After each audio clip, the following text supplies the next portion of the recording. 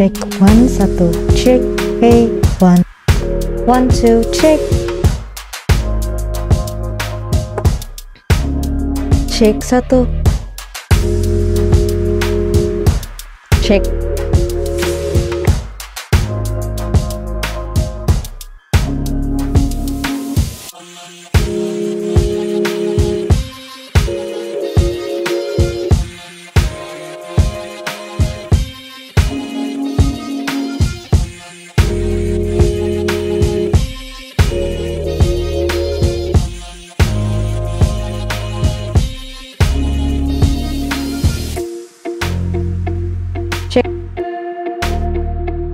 Cek.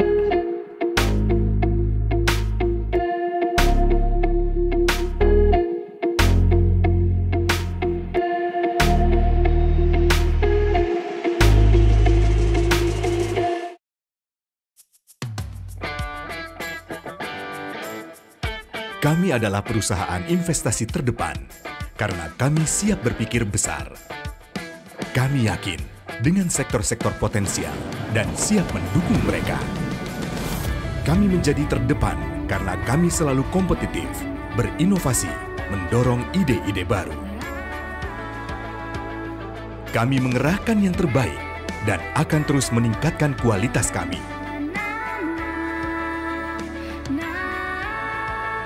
Kami mengokohkan pencapaian tertinggi karena kerja keras dan kepercayaan Anda.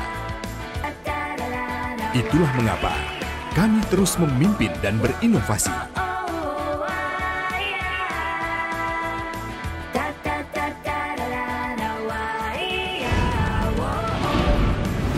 Karena kami, Mirae Asset.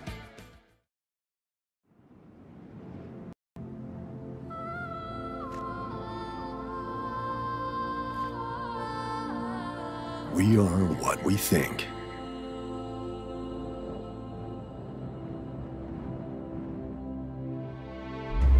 No matter who we are, let's think sharp. Let's think beyond.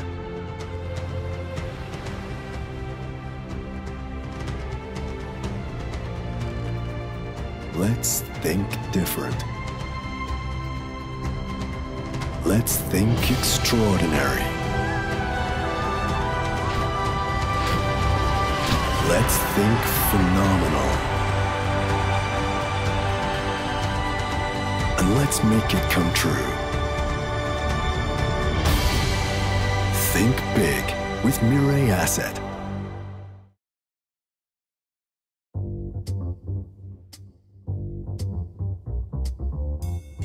Ini bukan soal menambah koleksi mobil. Ini tentang berpikir besar untuk masa depan. Ini bukan saatnya berpikir konvensional. Ini saatnya berpikir besar dan memaksimalkan teknologi.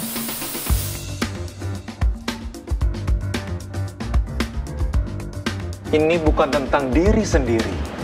Ini tentang berpikir besar dan memberdayakan UMKM di sekitar kita. Think Big untuk kehidupan lebih ramah lingkungan. Think Big berbasis teknologi dan real-time update. Think Big bersama startup dan UMKM.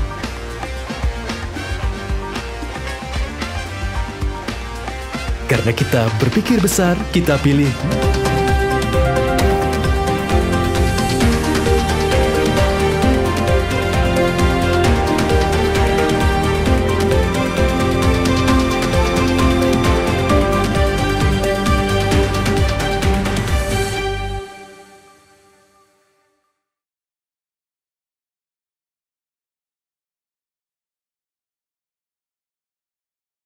Sahabat Mirae Asset, welcome morning meeting ini Jumat 8 Oktober 2021 dengan Glenda. Pagi hari mengenai atau maintain. Segera kita mulai meeting kita pada pagi hari. Dimulai dari Ibu Anggreni Setiawan dengan Indonesia Market Update. Selamat pagi Bu Gege. Selamat pagi Glenda, selamat pagi Aset. Ya. Kita mulai dengan review market kemarin ya. Indeks kita kemarin bergerak sideways pada hari Kamis dan ditutup 0%, dan ini kalau dibandingkan dengan indeks Asia lainnya ini termasuk pergerakannya slow ya, karena kemarin rata-rata indeks Asia pada naik. Namun untuk asing sendiri kemarin masih mencatatkan inflow. Untuk dari saham-saham di LQ45 kemarin membalikan kenaikan di hari sebelumnya, dan karena ini memang ada koreksi di saham-saham perbankan, otomotif, dan juga mining. Jadi saham-saham seperti BCA, BNI, Astra, Adaro, PTBA, dan WNTR kemarin terkoreksi ya. Sementara itu kalau dari LQ45 juga, ini untuk saham konsumer terlihat bergerak naik, jadi mengungguli untuk pergerakan saham-saham lainnya. Disertai juga kenaikan saham-saham retail dan industri dasar. Jadi saham-saham seperti Unilever, Gudang Garam, HMSP, SS, INTP ini kemarin, dan Semen Gresik kemarin naik ya. Lalu untuk Indonesia sendiri kemarin mengumumkan untuk foreign reserve September ini ternyata rilis lebih baik dibanding yang diperkirakan, yaitu 146,9 miliar US dollar. Dan hal tersebut didukung oleh penerimaan pajak dan jasa serta penarikan hutang luar negeri pemerintah. Untuk asing sendiri kemarin masih membukukan pembelian bersih senilai 1,6 triliun untuk saham-saham yang baik dibeli asing seperti BRI, Mandiri, dan juga BCA. Untuk saham-saham yang baik dijual asing seperti Astra, MDKA, dan SMGR. Lalu terkait dengan Degik dan IRA, kemarin ada news ya, jadi untuk PT Global Dinamika Kencana, di mana ini merupakan the biggest shareholder dari IRA, mereka mengakuisisi 51,85% saham di Degik, di mana ini dibeli dari PT Lintas Kebayoran Kota, PT Lokasindo Aditama, PT Rezeki Segitiga Emas, dan juga PT Multidaya Hutama Indo Karunia.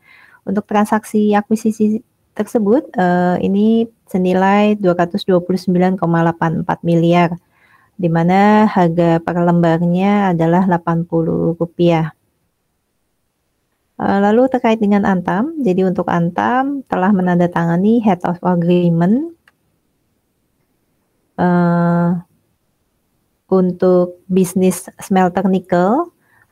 Ini dilakukan dengan Alchemist Metal Industry, yaitu perusahaan dari Singapura, dan juga PT Gunbuster Nickel Industry.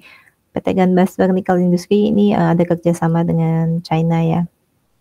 Dan hal tersebut untuk melakukan perluasan pembangunan smelter di wilayah konsesi pertambangan di Konawe, Sulawesi Utara. Lalu terkait dengan BCA, kemarin kalau kita buka dari website KSE ini udah diumumkan untuk jadwal stock splitnya 1:5, jadi nanti nilai nominalnya dari Rp62,5 per lembar menjadi Rp12,5 per lembar.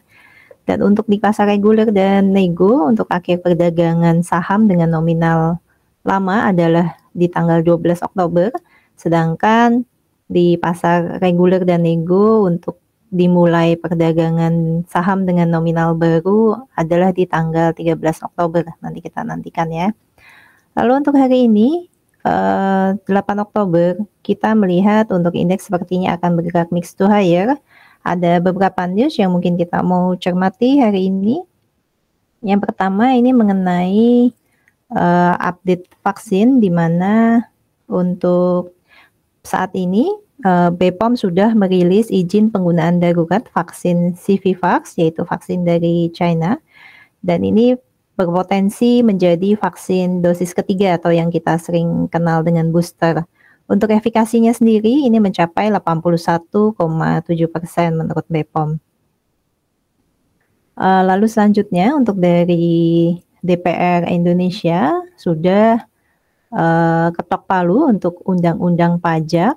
Dan ini termasuk salah satu kenaikan PPN ya. Kenaikan PPN berarti nanti salah satunya akan mempengaruhi kenaikan harga barang kebutuhan masyarakat. Dan juga kalau misalkan kita makan di restoran, ini juga biasanya akan terkena PPN, nah ini juga akan naik. Lalu selanjutnya untuk dari Kementerian Keuangan Indonesia, mereka menargetkan untuk penerimaan cukai untuk di 2022 adalah sebesar 203,9 triliun dan ini naik 11,9% dibandingkan outlook 2021. Nah, salah satunya perluasan objek cukai di tahun 2022 adalah menambahkan plastik sebagai barang kena cukai. Biasanya kalau ada news mengenai plastik dan ini terkena pajak, biasa yang untuk orang akan berpendapat mungkin ini untuk penggunaan plastik akan dibatasi dan mungkin orang akan menggunakan kertas lebih banyak ya. Jadi kemungkinan ada potensi untuk saham-saham terkait dengan kertas seperti NKP dan Tekim ini mungkin akan berdampak positif. Lalu untuk selanjutnya terkait dengan Antam lagi, jadi untuk Indonesia Battery Corporation atau kita kenal dengan IBC, di mana ini kolaborasi antara Antam, Pertamina, PLN, dan juga MindID atau Inalum. Saat ini sedang proses akuisisi produsen otomotif Jerman, di mana ini nanti tujuannya untuk membangun industri kendaraan listrik di dalam negeri. Lalu selanjutnya dari Kementerian Kesehatan bersama dengan sejumlah mitra, mereka meluncurkan integrasi fitur QR Code Peduli Lindungi, di mana salah satu platform yang berkolaborasi dengan Peduli Lindungi adalah Goto ya. Ini ada di aplikasi Gojek dan Tokopedia. Mungkin nanti teman-teman bisa update downloadnya dan mungkin bisa melihat untuk aplikasi tersebut. Lalu untuk hari ini trading ID-nya masih ya teman-teman di saham yang sama. Ini seminggu tidak berubah. Ada di SMGR, Friend, Antam, Inco, MDKR, Medco, BBCA, BSDE, MTEK dan juga ERA. Sedangkan untuk sektor yang overweight dari research kami masih di metal mining, coal, poultry, semen, media, banking, healthcare dan juga CPO. Sekian dari saya. Terima kasih.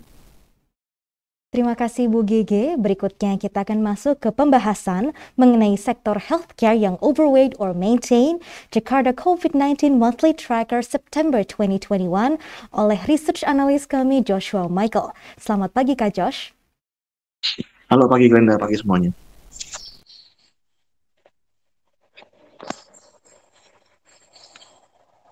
Ya, jadi jumlah PCR test di September itu naik ya sedikit dari 450.000 ke 487.000 gitu. Jadi memang kalau kita lihat harga PCR test yang turunnya cukup signifikan itu menyebabkan orang juga jadi jadi lebih mau untuk tes gitu. Jadi jumlah tesnya itu bisa nggak dijaga tetap tinggi. Gitu. Jadi year to date itu PCR testnya itu ada di 4 juta. Next. Ya, jadi karena PPKM level 3 itu di-extend terus, jadi positif case itu juga turun terus dari 34.000 di Agustus ke 6.000 di September gitu. Jadi year to date positif case itu di 670.000. Jadi positifnya juga turun terus dari year to date ini dari 18,5% ke 16,5% di posisinya di akhir September. Terus untuk rapid antigen juga turun dari 5% year to date di Agustus sampai dengan ke 3,2% year to date September. Jadi daily positif rate PCR test dan rapid antigen itu udah hampir nol. Next. Terus pasien and treatment juga turun terus dari 2.116 ke 510 di September gitu. Jadi memang trennya bakalan cukup rendah ya sampai dengan akhir tahun gitu. Kecuali nantinya ada varian baru lagi. Tapi menurut rumah sakit, seperti yang udah kita bilang bulan lalu, ranjang COVID itu sebenarnya bisa dipergantikan sama ranjang non COVID gitu. Jadi seharusnya nggak ada penurunan signifikan dari okupansi rate-nya. Next. Ya, jadi untuk vaksin udah 90 juta orang di Indonesia yang vaksin pertama sama 50 juta orang di vaksin kedua gitu. Jadi ada penambahan sekitar 30 juta dan 15 juta dari vaksinasi pertama dan kedua. Jadi progresnya cukup oke ya. Jadi untuk Jakarta juga memang udah tinggi ya sama mirip-mirip bulan lalu. Gitu. Jadi memang mungkin nantinya sampai dengan bulan Desember ada kontribusi yang vaksin kedua ya dari orang yang vaksin AstraZeneca gitu. Jadi nanti mungkin akhir tahun jumlahnya udah mendekati nih antara vaksin pertama dan vaksin kedua. Next. Ya jadi seharusnya sih terkio results-nya rumah sakit bakalan bagus sih, jadi mungkin ada sedikit positif sentimen. Tapi memang sekali lagi kita bilang growth driver-nya dari rumah sakit itu saat ini udah di pasien non COVID ya gitu. Jadi which is kita juga udah asumsi di 2022 itu COVID-nya turun jauh gitu. Jadi memang penurunannya juga nggak gitu signifikan sebenarnya dari net profit, dan masih growing sebenarnya 5% CAGR dari 2019 sampai dengan 2022. Jadi kita maintain overweight, kita ada buy di Mika 2.900 dan Hill di 1.700. Sekian dari saya, terima kasih. Terima kasih Kak Josh atas pemaparannya di pagi hari ini. Dan sahabat Mirasat, kami ingin mengingatkan untuk yang ingin bertanya, silahkan leave pertanyaan di kolom live chat dan nanti akan dibantu jawab dengan para research analis kami. Berikutnya adalah technical analysis oleh Bapak Tasrul Tanar. Selamat pagi Pak Tasrul.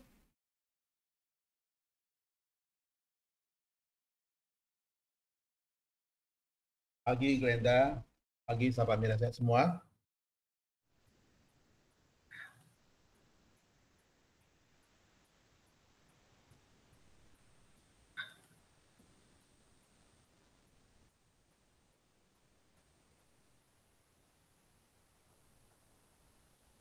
Oke, kemarin kita lihat ISG koreksi tipis ya, cuma 0,01%, ditutup di 64,164. Hari ini ada potensi penguatan lebih lanjut lagi, akan menguji ke resisten berikutnya di 6478 ya.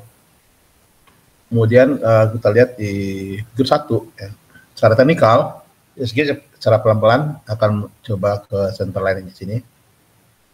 Itu di kisaran level 6.520 ya.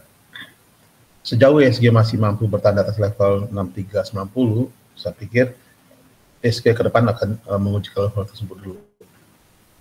Asing kemarin masih net buy, ya, cuma sayang sekali volume transaksi sudah mulai berkurang dari sebelumnya. Jadi hati-hati juga ya, ketat tradingnya ya. Dari indikator di figur 2, kita lihat di Money Flow Index udah mendekati overbought area, namun belum ada tanda top proposal. Demikian juga di RSI yang terbaru juga mendekati udah masuk di overbought area. Lebih detail kita lihat di sini seberapa volume sejak naik beberapa hari lalu. Itu di kisaran di bawah level terendah kemarin ya. Itu ada mungkin di kisaran 6.330. Sejauh ISG mampu bertahan di atas itu, kemungkinan kalau jika pun ada koreksi, cuma sementara sifatnya. Pada figur 3, kita lihat pergerakan ISG pada pergerakan weekly, itu masih cenderung bergerak positif ya. Kalau di sini Money Flow Index-nya masih bergerak naik, demikian juga dengan RSI, meskipun udah berada di sekitar overbought area juga. Kita lihat di sini, di center line pada pergerakan weekly-nya itu bisa sampai akan menuju ke level 6.510 dulu. Rata-rata volume sisi demand juga masih lebih tinggi pada supply-nya di pergerakan mingguan. Secara umum ISG masih akumulasi ya, belum malah meningkat terus. Beberapa saham yang bisa kita cermati pagi ini, saya lihat pertama AMRT, Sumber Alvaria Trijaya, ada kemarin ada koreksi 0,77% itu di 1295. Secara teknikal, harga saham ini udah lumayan koreksinya berapa hari ini ya. Kemarin coba berbalik arah, bisa sahabat Mirasat perhatikan. Hasil kemarin net buy ya. Kemudian rata-rata volume sisi demand juga lebih tinggi pada supply-nya. Dan dua indikator di sini, Money Flow Index sama RSI udah berada di bawah. Jadi kemungkinan besar koreksi udah terbatas. Hal ini didukung oleh sebarang volume terbanyak ya, itu berada di sekitar level terendah 2 hari yang lalu. Dan itu mengindikasikan bahwa support di kisaran level 1250 ini sudah tersentuh. Jadi harga kemungkinan besar akan berbalik arah. Kita lihat di pergerakan harian, mingguan, bulanan, asing masih net buy semua. Berikut mungkin bisa kita lihat SRTG ya, salah satu divers sama sedaya. Kemarin naik 0,82%, ditutup di 18,50. Kemarin udah mulai bergerak positif ya setelah koreksi beberapa hari. Asing net buy. Agak Sani sempat keluar dari pergerakan trend channelnya, namun saya pikir itu cuma sementara. Kita lihat secara historical, ini juga akan cenderung berbalik arah lagi jadi positif. Namun sayang, rata-rata volume sisi supply masih lebih tinggi pada demand-nya. Yang positif di sini adalah kenaikan kemarin juga ditunjang oleh kenaikan volume yang lebih tinggi dari hari sebelumnya. Jadi kemungkinan besar konsolidasi dengan cenderung menguat. Perhatikan resisten di atas 1890 dulu ya, dan support di 1820. Secara teknikal di figur 13, indikator money flow index sama RSI masih bergerak positif dua-duanya ya. Jadi ini mendukung sekali untuk bergerak naik lagi. Di samping sebarang volumenya di sekitar level penutupan kemarin ya. Jadi kalau mampu bertahan atas level penutupan kemarin, itu akan menjadi katalis buat penguatan lebih lanjut lagi. Kita lihat di figur 14, 15, 16, rata-rata asing masih baik semua. Berikut kita bisa lihat tower sarana menara Nusantara trading buy, tutup dengan hampir sama dengan level sebelumnya di 1235 ya. Ada resistance terdekat di 1260 dan support di 1215. Kita lihat di sini asing masih net tipis ya. Namun secara teknikal agak saham ini udah menyentuh supportnya ya. Kita lihat di sini secara indikator juga ada berada di bawah. Kita lihat di figur 18, baik indikator money flow index sama RSI udah berada di bawah. Kemudian kita juga bisa lihat di sini sebarang volumenya di sekitar level penutupan kemarin ya. Jadi ini menjadi satu support yang relatif kuat ya. Ini berarti pertemuan antara pembeli dan penjual, supply and demand berada di sini selama beberapa hari, selama kurang 2 hari terakhir ini. Kemudian kita lihat di sini lagi rata-rata volume sisi demand juga masih lebih tinggi pada supply-nya, jadi ini menjadi satu potensi penguatan lebih lagi. Asing kalau kita lihat dalam pergerakan harian, mingguan dan bulanan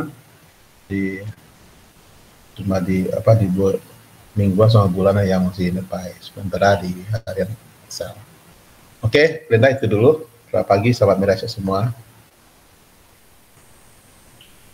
Pak Tasrul, terima kasih Pak Tasrul atas pemaparannya pada pagi hari ini, dan materi kita yang terakhir, sahabat Miraset, adalah market commentary oleh Bapak Haryanto Wijaya. Selamat pagi Pak Har. Halo pagi Bu Glenda, halo pagi sobat traders dan sobat investors. Kalau kita lihat kemarin US market itu trennya naik setelah US berhasil untuk men-seal deal untuk debt ceiling, di mana kalau kita ngelihat kemarin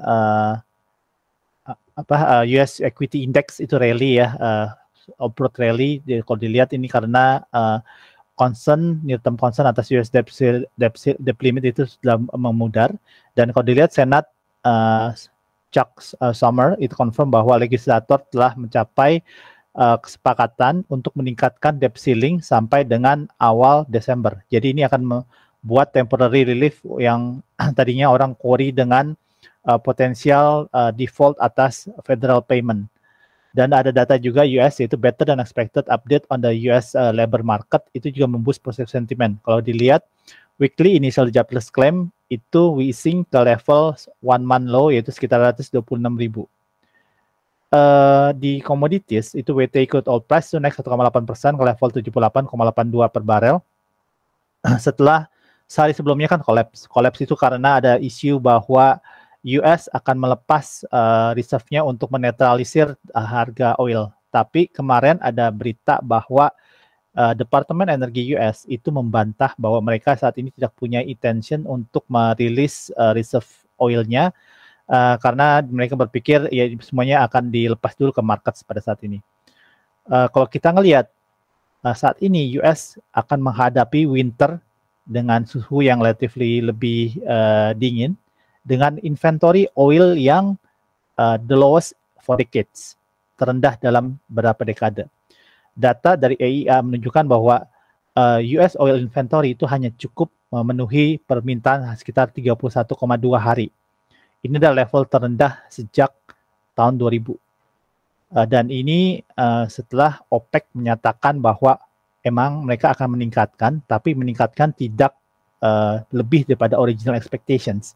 Walaupun saat ini yang namanya Global Energy Supply Crisis. Mengenai IHSG kemarin tutup lebih rendah 0,01%. Menurut saya ini adalah koreksi yang sehat. Kita melihat bahwa foreign investors tetap confident atas saham Indonesia, di mana kalau kita ngelihat masih foreign net buy terhadap saham Indonesia itu terus berlanjut.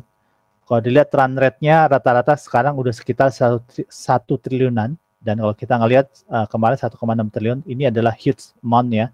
Dan kalau kita ngelihat yang terus dibeli adalah big banks seperti BBRI, BMRI, BBCA dan BNI. Ini tentu akan support the price and support indeks kita.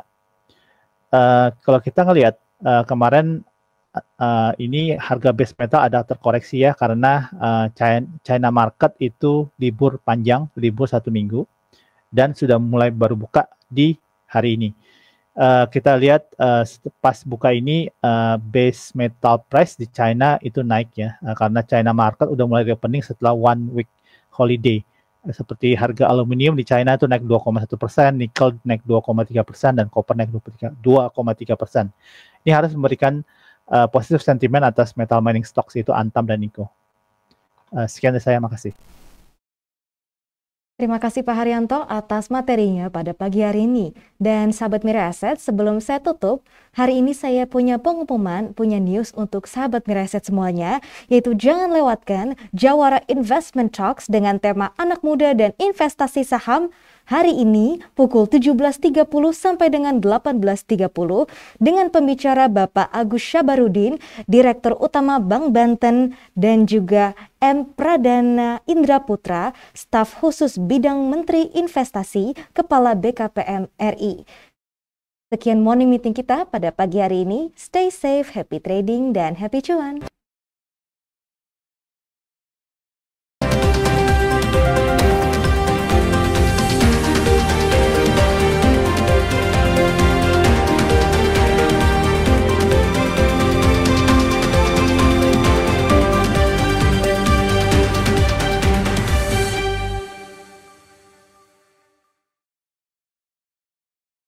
Itu ternyata kalau kita